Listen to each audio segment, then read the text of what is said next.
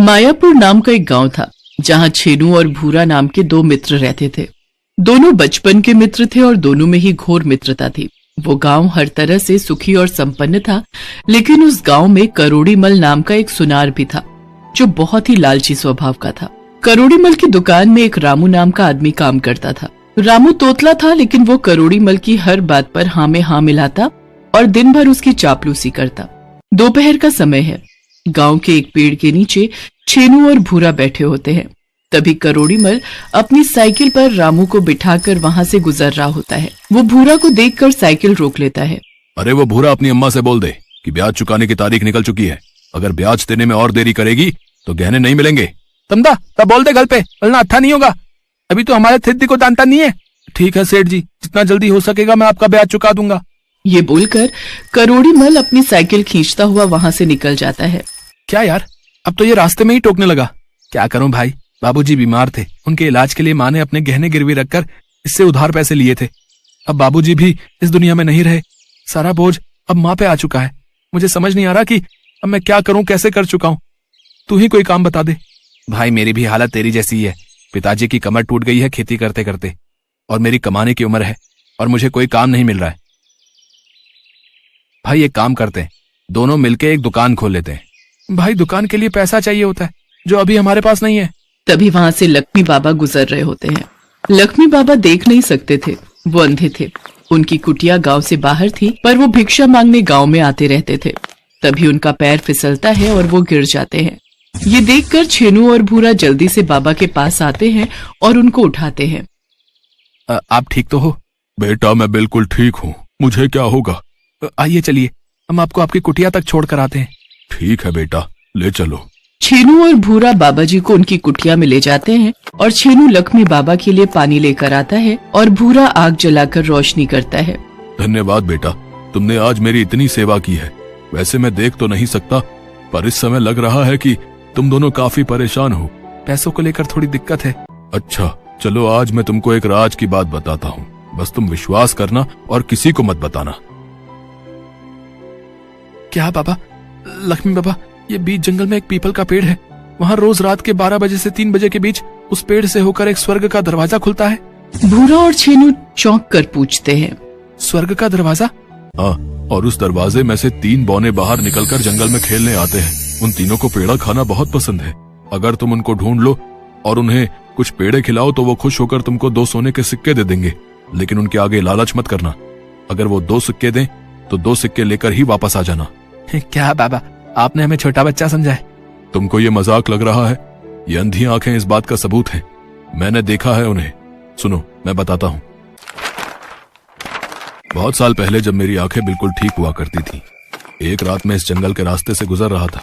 तब मैंने एक पेड़ के पीछे से रोशनी आते हुए देखी। मैं उस रोशनी के पीछे गया। मैंने देखा कि 3 बौने वहां खेल रहे थे और पीछे पेड़ में से एक दुर्लभ रोशनी आ रही थी। उस रोशनी को देख मैं चौंक गया। तभी वो जो 3 बौने खेल रहे थे वो मुझे देखकर डरने लगे। मेरे पास कुछ पेड़े रखे थे, मैंने उन्हें डरते ही देखा तो मैंने वो पेड़े उनकी ओर किया। उन बौनों ने हल्के से हाथ बढ़ाया और पेड़े लिए। उनको वो पेड़े बहुत पसंद आए। उनमें से एक बौने ने अपनी पोटली में से 2 सोने के सिक्के निकाले और खुश होकर उसने वो सिक्के मेरी तरफ बढ़ाए। मैं ये सब देखकर सोच में पड़ गया। मैंने आज तक ऐसी चीज नहीं देखी थी। उनकी पोटली को देखकर मेरे मन में लालच आ गया। मैंने उनसे उनकी पोटली छीननी चाही। मैं उनकी पोटली छीनने की कोशिश कर ही रहा था, तभी एक बौने ने अपनी चमत्कारी छड़ी घुमाई और मुझे अंधा कर दिया। अचानक ही मेरी आंखों की रोशनी गायब हो गई और मैं वहां से घबरा कर भागता हुआ आ गया। तब से आज तक मैं अंधों की जिंदगी जी रहा हूँ। मैं लालच में अंधा हो गया था, इसीलिए आज ये मेरा हाल हो गया है। अब तुम मेरी बातें मानो या ना मानो, ये तुम्हारे ऊपर है। ये सब कुछ भूरा और छेनू गौर से सुनते हैं। अब वो बिल्कुल निशब्द हो चुके हैं। उन्हें कुछ समझ नहीं आता। वो चुपचाप कुटिया से बाहर आ जाते हैं। भाई मुझे लग रहा है बाबा जी सच बोल रहे हैं। एक बार हमको देख कर आना चाहिए। सही बोल रहा है, एक बार देखने में क्या हर्ज है। अगर वो बौने मिल गए तो हमारी सारी दिक्कतें खत्म हो जाएंगी, फिर हम जो चाहे वो दुकान खोल सकते हैं। एक काम करते हैं, आज रात पेड़े लेकर जंगल में चलते हैं। तू मुझे रात में मंदिर के पीछे मिल, फिर हम वहीं से निकलते हैं। ठीक है। वो दोनों लक्ष्मी बाबा की कुटिया से आ जाते हैं। फिर वो दोनों रात में मंदिर के पीछे एक दूसरे से मिलते हैं और फिर उसके बाद हाथ में पेड़े लिए दोनों जंगल की तरफ रवाना हो जाते हैं। ये जंगल कितना सुनसान और घना है, यहाँ उन बौनों को ढूंढना तो बहुत मुश्किल है। हाँ भाई, एक काम करते हैं, दोनों अलग अलग दिशा में जाकर ढूंढते हैं। क्या पता जल्दी मिल जाए। भूरा छेनू की बात मान लेता है और दोनों अलग अलग दिशा में जाकर ढूंढने लगते हैं। दोनों काफी ढूंढते हैं पर उन्हें कुछ नहीं मिलता। आखिर में दोनों हिम्मत हार कर एक जगह बैठ जाते हैं। भाई लगता है यहाँ कुछ नहीं मिलेगा, बाबा जी ने हमारा पोपट बना दिया। हाँ यार, अब एक काम करते हैं, ये पेड़े खाते हैं और घर चलते हैं, यहाँ कुछ नहीं मिलेगा। दोनों थक कर बैठे ही होते हैं कि तभी जंगल में से किसी के खिलखिलाने की आवाज आती है। ये सुनकर दोनों खड़े होते हैं और उस आवाज की तरफ जाते हैं। थोड़ी दूर चलने के बाद वो घनी झाड़ियों के पास पहुंचते हैं। वो उन झाड़ में से देखते हैं कि 3 बौने वहां खेल रहे होते हैं और बौनों के पीछे एक बरगद के पेड़ में से रोशनी चमक रही होती है, मानो जैसे स्वर्ग का दरवाजा ही खुला हो। जैसा लक्ष्मी बाबा ने बताया था, बिल्कुल वैसा ही दृश्य था। वो दोनों ये देखकर खुश और अचंभित दोनों हो गए। वो दोनों झाड़ियों से बाहर निकलते हैं और बौनों की तरफ बढ़ते हैं। बौने उन्हें देखकर डर जाते हैं और स्वर्ग के दरवाजे की तरफ भागने लगते हैं। तभी छेनू आवाज देता है, अरे रुको भैया, हमसे डरो मत, हम तो आपसे दोस्ती करने आए हैं। हाँ ये देखो, हम तो तुम्हारे लिए स्वादिष्ट पेड़े लाए हैं, खाओगे नहीं? ये सुनते ही बौनों के कदम रुक जाते हैं और वो तीनों एक दूसरे को देखते हैं। फिर छेनू और भूरा की तरफ देखकर अपने अंदर विश्वास भरते हैं और उनकी तरफ जाते हैं। छेनू और भूरा दोनों हाथ में पेड़ा लिए और हाथ उनकी तरफ बढ़ाकर एक मंद मंद मुस्कान के साथ खड़े होते हैं। वो तीनों बौने उनके हाथ से पेड़ा लेते हैं और खुशी खुशी खाने लगते हैं।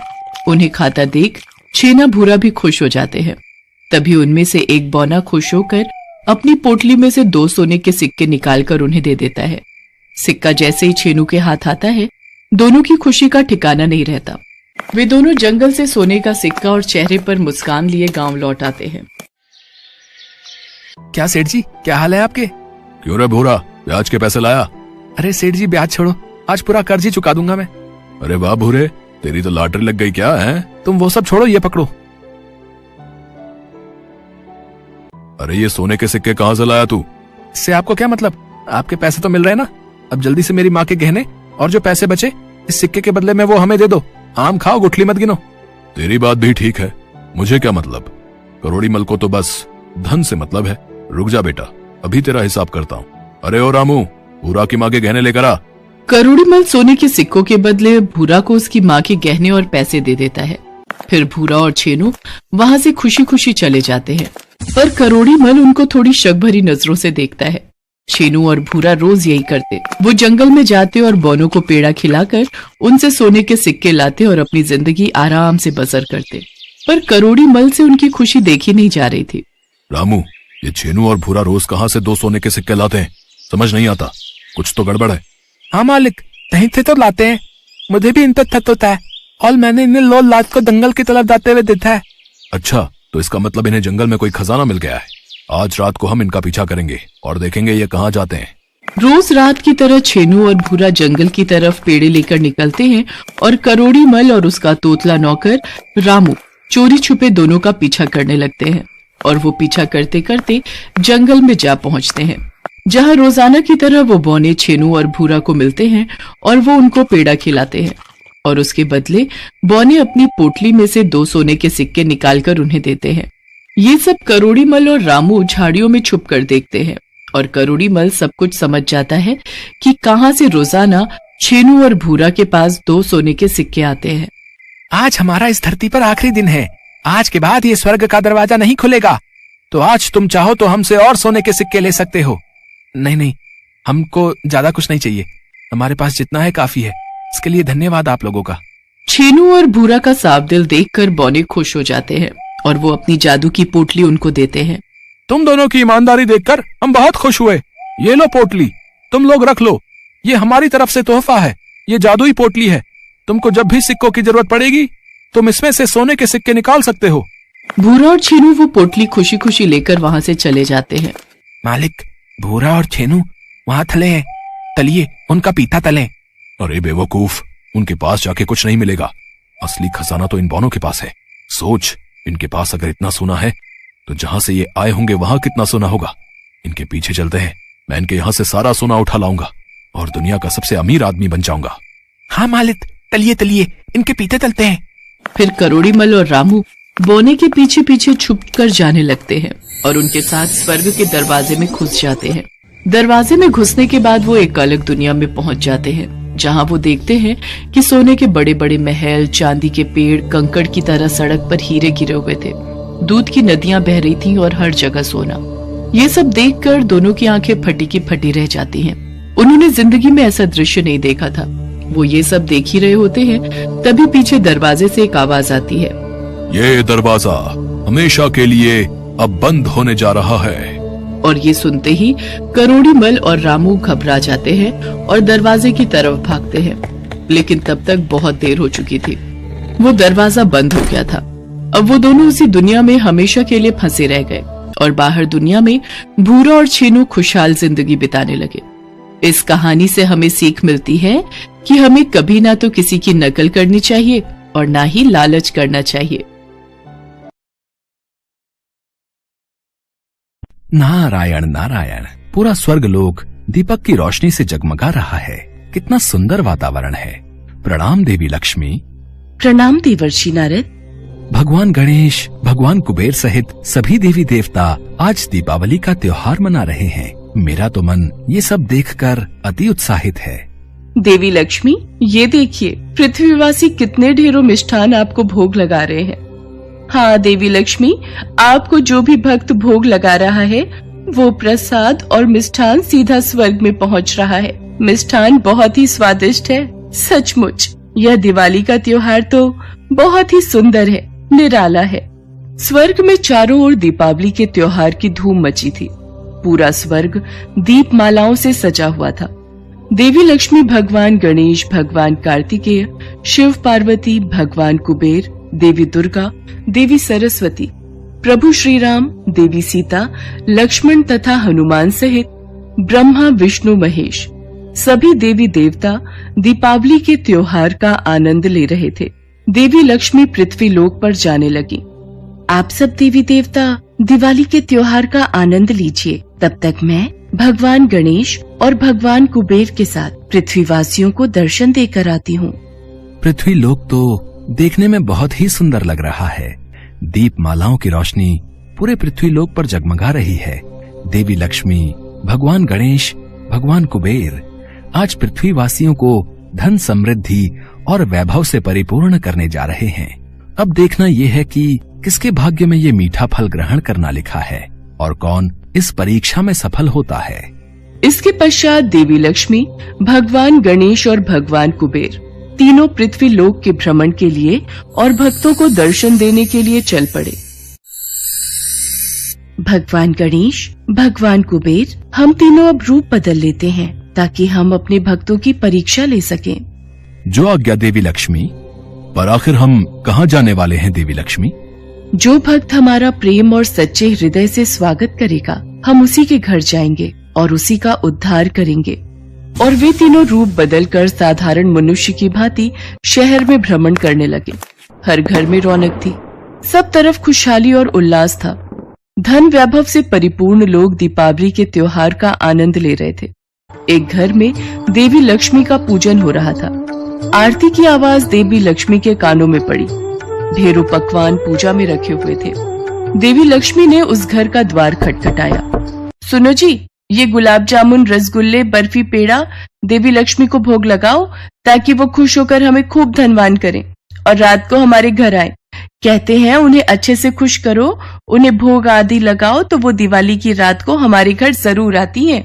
बहन, बहुत भूख लगी है, कुछ खाने को मिलेगा? हम तीनों कई दिन के भूखे हैं। आज दिवाली का त्योहार है पर हमारे पास पैसे नहीं है। कुछ मदद मिल जाती तो बड़ी कृपा होती। अरे भाग्यवान, ये तुमने दरवाजा खुला क्यों छोड़ दिया है? तुम्हें पता है ना आज दिवाली है, तो ये भीख मांगने वाले ऐसे ही तंग करेंगे। अरे दिवाली के दिन दरवाजे बंद नहीं करते, इसी वजह से मैंने खुला छोड़ा था। अब मुझे क्या पता था ये भिखारी पूरी पकवान देखकर मांगने चले आएंगे। चलो जाओ यहाँ से, पता नहीं कहाँ कहाँ से आ जाते हैं। हमारे पास कोई धन के भंडार नहीं भरे हुए जो हम तुम गरीबों को बांटते फिरे। चलो जी, लक्ष्मी जी की आरती करो और लक्ष्मी गणेश और भगवान कुबेर को भोग लगाओ। मैंने दरवाजा बंद कर दिया है। लक्ष्मी, गणेश और कुबेर तीनों मुस्कुरा देते हैं और वहां से चले जाते हैं। शायद उन सेठ सेठानी का आज उद्धार नहीं होना था। देवी लक्ष्मी तो उनकी परीक्षा ले रही थी।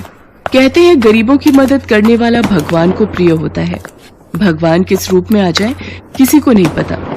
इसलिए अपने द्वार पर आए किसी भिक्षुक को और गरीब बेसहारा को दुत्कार कर नहीं भगाना चाहिए। और वो किस्मत के मारे सेठ सेठानी साक्षात देवी लक्ष्मी, गणेश और कुबेर को ही द्वार से भगा देते हैं।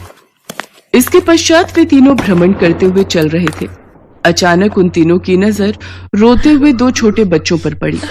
दीदी, माँ तो कह रही थी कि बापू आज हमारे लिए बहुत सारे पटाखे लाएंगे, पर वो तो हमारे लिए कुछ भी नहीं लाए।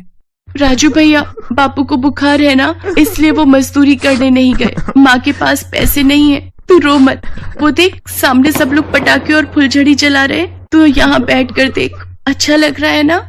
नहीं दीदी, मुझे खुद जलाने हैं पटाखे, और मुझे तो बहुत सारी मिठाई भी खानी है। दिवाली पर सब नए कपड़े पहनते हैं, मिठाई खाते हैं, पटाखे चलाते हैं, फिर हम क्यों नहीं दीदी? राजू भैया, तू तो मेरा राजा भैया है ना। अगर तू ऐसे रोएगा तो माँ को बहुत दुख होगा। चल, हम अंदर चलकर खिचड़ी खाते हैं। पता है माँ ने आज खिचड़ी बनाई है। भगवान गणेश, भगवान कुबेर, चलो आज हम इस घर में रहने वाले भक्तजन की परीक्षा लेते हैं। वे तीनों भी बच्चों के पीछे उनके घर पहुँचते हैं और द्वार से ही भगवान गणेश उन्हें आवाज लगाते हैं। माई, दिवाली का त्योहार है, क्या हम तीनों को यहाँ से थोड़ा भोजन प्राप्त हो सकता है? सुनो जी, लगता है द्वार पर कुछ लोग आए हैं और वो भूखे हैं। आप ये दवाई लो, मैं तब तक उन्हें देखती हूँ। हाँ, आज तो दिवाली का त्योहार है, आप लोग भूखे नहीं रहेंगे। मैंने खिचड़ी बनाई है और अभी पूजन में भोग लगाने ही जा रही थी। आप कुछ देर विश्राम कीजिए, मैं दिवाली का पूजन कर लूं, फिर आपको खिचड़ी का प्रसाद खाने के लिए दूंगी। हाँ बहन, कोई बात नहीं, तुम पूजन और आरती कर लो, तब तक हम तीनों यहीं बैठे हैं। सुमित्रा, उसके पति और दोनों बच्चे माँ लक्ष्मी, भगवान गणेश, भगवान कुबेर और सभी देवी देवताओं की मन से आरती और पूजन करते हैं। प्रभु की लीला भी कितनी न्यारी है।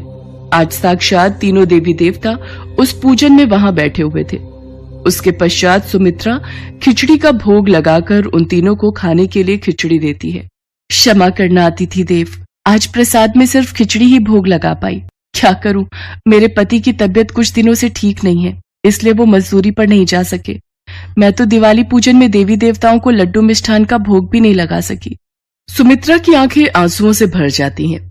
देखते ही देखते तीनों देवी देवता अपने रूप में आ जाते हैं। अपने सामने साक्षात देवी लक्ष्मी, भगवान गणेश और भगवान कुबेर को देखकर सुमित्रा और उसका पति चौंक जाते हैं। सुमित्रा, तुम ही तो चाहती थी कि आज हम तुम्हारे घर खिचड़ी का भोग खाने के लिए आए। देखो, तुम्हारा खिचड़ी का प्रसाद स्वर्ग में सभी देवी देवता प्रेम पूर्वक ग्रहण कर रहे हैं। और वास्तव में सुमित्रा का भोग लगाया खिचड़ी का प्रसाद स्वर्ग में सभी देवी देवता भी आनंद पूर्वक खा रहे थे।